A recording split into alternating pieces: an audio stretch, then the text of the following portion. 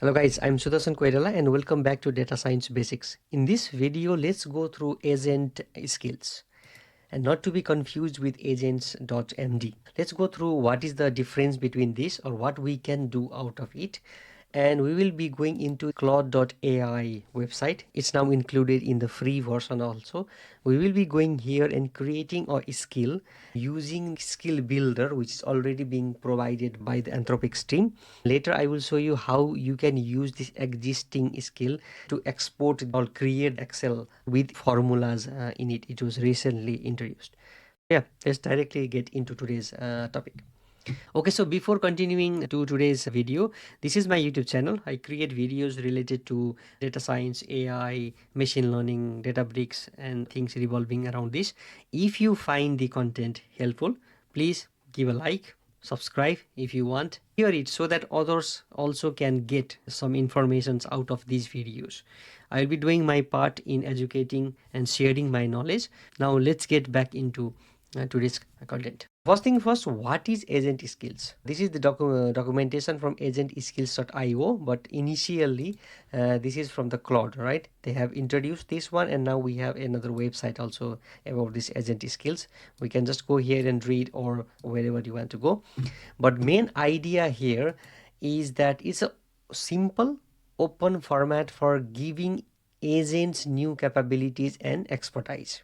Agent skills are folders of instructions, scripts, and resources that agents can discover and use to do things more accurately and effectively. You can provide different things, and if I go now to this documentation from Anthropic, you can see skills are reusable file system based resources that provide Claude with domain specific expertise. Skills context this, but the thing here is it's not only for the Claudes, right? And now it can be used in different platforms. If I go here, you can see many places you can use the skills. It was introduced by Anthropic, but now it's being used in many cases. What's the difference with the agents.md, right? Think of agents.md as a readme for agents, a dedicated predictable place to provide the context and instructions to help AI coding agents work on your projects, right? And here is even a simple version of it, why we need it. Readme files are for humans. Quick starts, project descriptions, and contribution guidelines, right? And the agents.md complements this by containing the extra, sometimes detailed context coding agents need. Build steps, tests, and conventions that might clutter or readme or aren't relevant to human contributions. Now there is the discussion going on, either agents.md is better than skills.md. But anyway, having understanding of both is crucial. But you can use either both of those in your projects, or you can just do the comparison between these and use the one that fits your use cases. But what I see personally is you can use both of these in your projects, so that you have this agents.md with all the instructions. These are the things that you need to do, and in the skills you can provide certain scripts and so on. Okay, use this. But anyway, it's up to you how you want to use. But now let's get into the Claude.ai and ask it to create a skill for us. Here I am in this Claude.ai website. This is the free version, so anyone can use it. The only drawback is that we cannot use this Opus 4.5 model, which is the best and the latest model, but Sonnet 4.5 and Haiku 4.5 must be enough for us. First thing, you need to go to these settings, and from here you need to go to capabilities. Here on the skills, this is where our skills will be. It says in the preview, and it was just introduced for the free version. And now here you have, if you have your skills, it will appear here, and the example skills are here. If you want to, for example, create with Claude, write skill instructions, upload a skill if you have already created from that, right? We will be going through this later, but here you can see there are some example skills already being provided. You can enable these and it will take into account. One I want to enable here is the skill creator, because we want to create the skill and we want the AI to create the skill for us, but what we want to provide is, okay, when you create the skill for me, use this skill creator that is being already provided from Anthropic, right? This toggle this on, and now I will go here into this plus, and I will say, I will just click this first one, create with Claude, this one, and now you can see here it says let's create a skill together using this skill creator skill. First ask me what the skill should be, right? What I will be doing here is, let me just copy, I have written it here already. So I will be saying it, I will be uploading a CSV file. You need to perform some EDA on top of it. You might be thinking, okay, this is the normal task, why should we create a skill out of it? Because if you just go with a normal skill, for example, it will be performing its own way of EDA. In some cases, you don't need all these functionalities of EDA. And now you can see what happens here. It says reading the skill creator documentation to understand how to create an effective skill. And that helps now. Okay, now great. Now I understand how to create an effective skill. And it says here, understanding your EDA skill. What specific EDA task should this skill support? That is the reason. If you just use the normal AI and ask it perform EDA for me, it will do it, right? But we want to just use some of those EDA. Here it says one, what is specific EDA, and there are some things mentioned here. What would a typical user request look like? This is also mentioned here. What should the output look like? And it is also mentioned a Jupyter notebook, a comprehensive HTML, a summary, interactive visualizations. Are there specific data types, general purpose for any CSP, or specific domains? Should I handle large files differently? Now you can say, okay, go ahead, or you can say some of the things, right? What I will do here, I will just say here, for one, I just want the basic statistics, right? And for two, analyze this CSV. 3, I want to have interactive visualizations. And the 4, general purpose. Should it handle large files separately? I will say no for now. I provided this additional instruction. One thing to mention is that it depends upon which LLM you are using, right? Here I'm using Sonnet 4.5, but I find it more descriptive when I was using Opus 4.5 in my paid subscription. Well, it works with this free also, but if you want to make the skill more better and refined, you can provide additional instructions, refine it, and do all sorts of things. That is the reality, that if you provide better LLMs, it will do the heavy lifting for you. But with this, well, so 4.5 is also quite a good LLM already, but the thing here is you need to refine more if you want. Now it says here, let me create the EDA skill based on your requirements, create a Python script, remove unnecessary example files. It is going through it.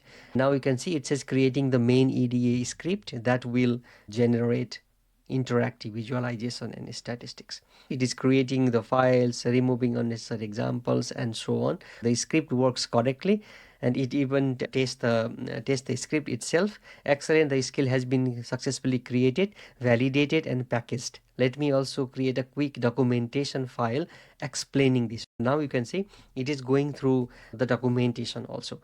Once this is done, creating a quick, it's copying the guide here. So you can see that once this is done, the good part here now, it's shown here. Let me make this bigger.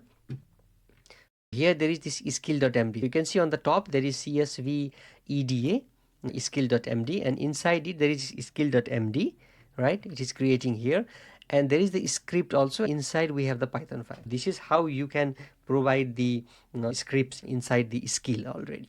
If you see here, you can now go to these 3 dots, view all the skills and download, so that you can upload in the future other different platforms, for example. But here you can see it is doing all sorts of things, strong correlations. Okay, this looks good for me. This is done. It says now copy to your skills. I can just go here and say copy to your skills. Now it is going to be, okay, copied your skills. And now you can just go here in the manage.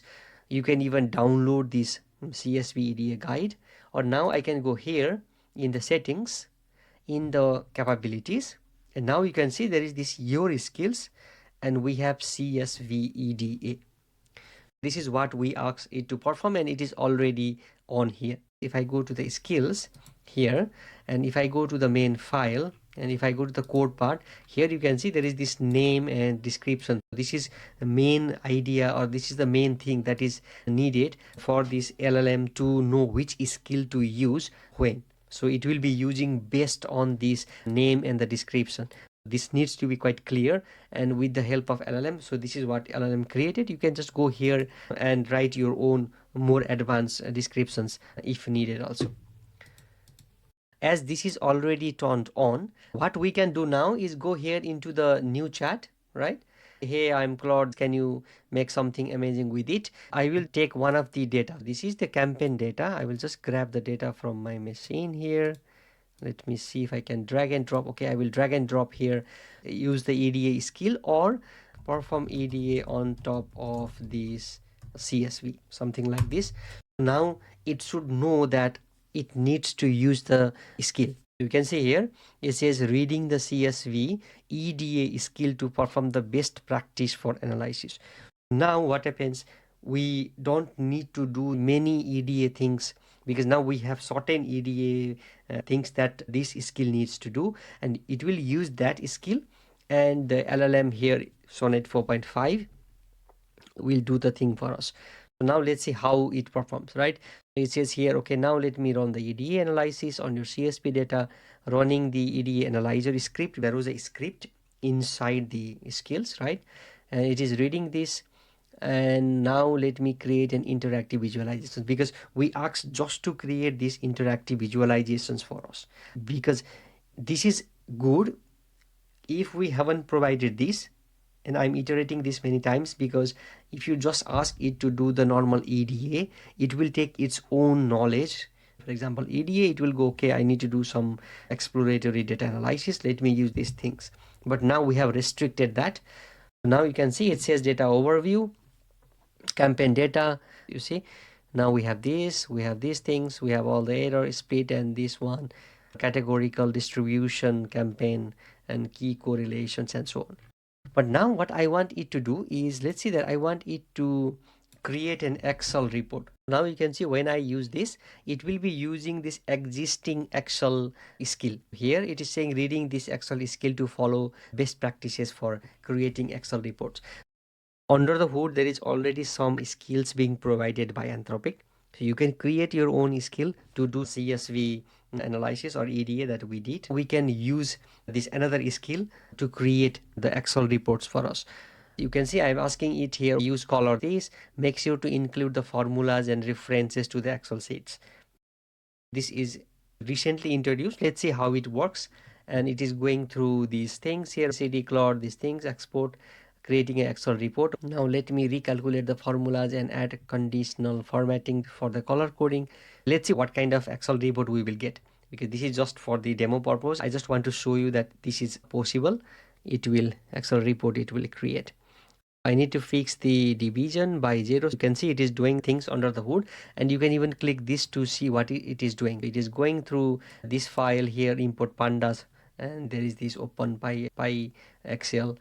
It is doing all sorts of things, and you can even go here and see what it is doing. Okay, there is some error, it's fixing the error. So you can see now I have created this comprehensive Excel report with the following features: 4 worksheets, raw data, summary metrics, this, color coding is this one, and this is this campaign report. Let's see what kind of report it creates.